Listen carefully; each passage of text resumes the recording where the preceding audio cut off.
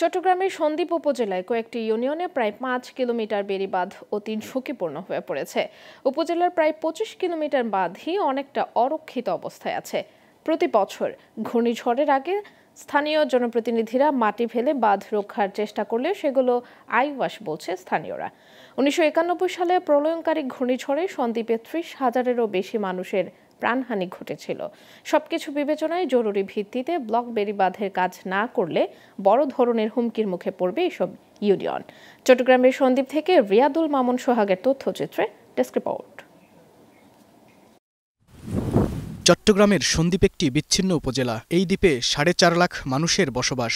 সন্দ্বীপের ২৫ kilometre বেড়িবাঁধ চরম ঝুঁকিপূর্ণ হয়ে পড়েছে। বড় ধরনের ঘূর্ণিঝড় আঘাত হানলে বাঁধের অন্তত ৭০টি স্পট ভেঙে যাওয়ার শঙ্কা রয়েছে। এতে সাগরের পানিতে তলিয়ে যেতে পারে সারিকাইত, মুছাপুর, মাইটভাঙা, মগধরা, আজিমপুর সহ ৭টি ইউনিয়ন। জরুরি ভিত্তিতে ব্লক বেড়িবাঁধের কাজ না করলে হুমকির মুখে পড়তে যাচ্ছে এসব ইউনিয়নের বাসিন্দারা। এমনকি জোয়ারের পানিতে তলিয়ে যাওয়ার আশঙ্কাও রয়েছে।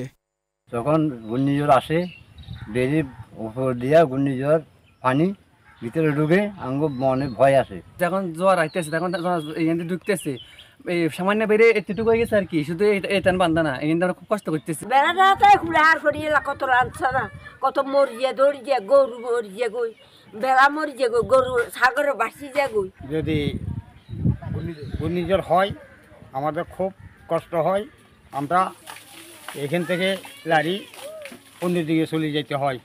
সরকার ২০২৩ থেকে ২৪ অর্থ বছরে মগধরা, মাইটভাঙা, সারিকাইতের জন্য বরাদ্দ দিয়েছে। ব্লক বেড়িবাঁধের কাজ হয়ে গেলে সন্দ্বীপের মানুষের প্রাকৃতিক দুর্যোগের ঝুঁকি কমে যাবে বলে জানান সন্দ্বীপ উপবিভাগীয় প্রকৌশলী।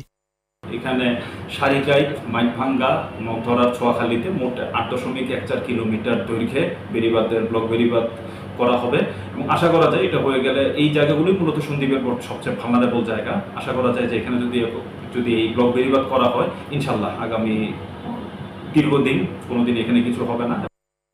সরকারিভাবে গত ১০ বছরে সন্দ্বীপে বড় কয়েকটি প্রকল্পের কাজ হয়েছে। তবে ঘূর্ণিঝড় ও জলোচ্ছ্বাসে বারবার ক্ষতিগ্রস্ত এই দ্বীপের ২৫ কিলোমিটার বেড়িবাঁধ এখনও অরক্ষিত।